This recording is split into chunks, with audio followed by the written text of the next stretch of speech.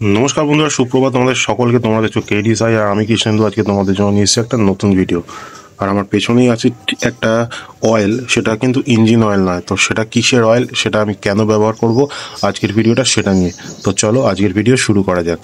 So আমার Xpulse 204Bতে কিন্তু 30,000 kilometre already আমি মোটামুটি রান করে ফেলেছি। তো আমার সামনের যে সাসপেনশনটা সেটা কিন্তু একটু বেশি আমার মনে হচ্ছে প্লে করছে, বেশি একটুখানি খেলছে। তো সেই কারণে আমার মনে হয় যেটা টাইম এসে গেছে এই যে ফর্ক অয়েলটা আছে আমার সামনের সাসপেনশনে সেটা চেঞ্জ করতে হবে। সো বেসিক্যালি ফর্ক অয়েলটা হচ্ছে আমাদের যেটা সামনের সাসপেনশনটা থাকে, সেই সামনের সাসপেনশনের মধ্যে কিন্তু একটা অয়েল থাকে যেটা কিন্তু একটা নির্দিষ্ট টাইম ইন্টারভালে চেঞ্জ করতে হয়। এবং তার মধ্যে যেটা থাকে সেটা হচ্ছে একটা স্প্রিং, এবং সেই স্প্রিংটাই অয়েলের মধ্যে কিন্তু আপ ডাউন করে। এবং আমাদের এই যে স্প্রিংটা থাকে, এই স্প্রিংটা কিন্তু ওই তেলের মধ্যে আপ ডাউন করে যখন আমরা খারাপ রাস্তা দিয়ে যাই বা উঁচু নিচু রাস্তা দিয়ে যাই।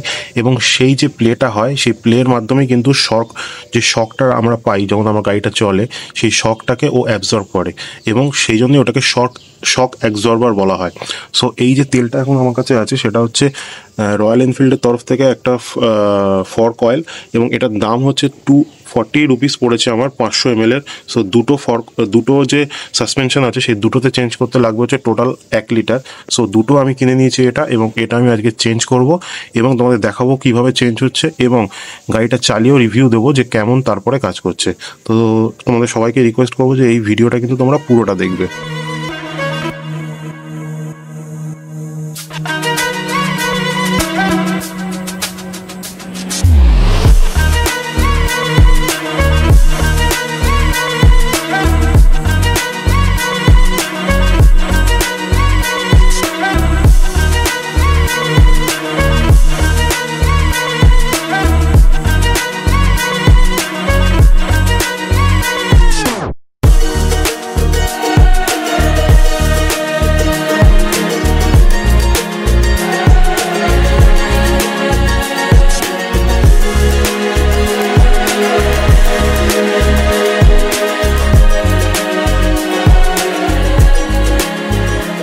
তো বন্ধুরা, তোমরা দেখতেই পেলে যে আমার এক্সপালস 204Bর যে ফ্রন্ট সাসপেনশন সেটা থেকে কতটা বাজে এবং কতটা একদম ঠিক একটা ফর্ক অয়েলের যে এটা বেরোলো, সেটা কিন্তু খুবই মানে খারাপ অবস্থায় ছিল। এবং যেটা তোমাদেরকে সব থেকে ইম্পর্টেন্ট বিষয় হচ্ছে, এতটা এক্সট্রিম সিচুয়েশনে কিন্তু গাড়ি চালানো উচিত নয়। এতে কিন্তু যে ফর্ক সিলটা আছে, যে রাবার সিলটা, সেটা কিন্তু ব্রেক হয়ে যেতে পারে।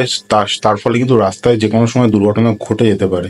সো আমি তোমাদের যেটা রেকমেন্ড করবো যে প্রত্যেক 20,000 কিলোমিটার অন্তর তোমাদের একবার চেক করানো উচিত, এবং অয়েলটাকে হয় টপ আপ করা উচিত, নয় পুরোপুরি চেঞ্জ করে দেওয়া উচিত। সেটাকে তুমি 25,000 কিলোমিটার অবধি নিয়ে যেতে পারো, depending on your riding behaviour. তুমি কতটা ট্যুর করছো, কি করছো না করছো, তোমার কি গাড়ি, এবং তার কি রেকমেন্ডেড ইন্টারভাল আছে সেটা তোমাদের দেখে নেওয়া উচিত।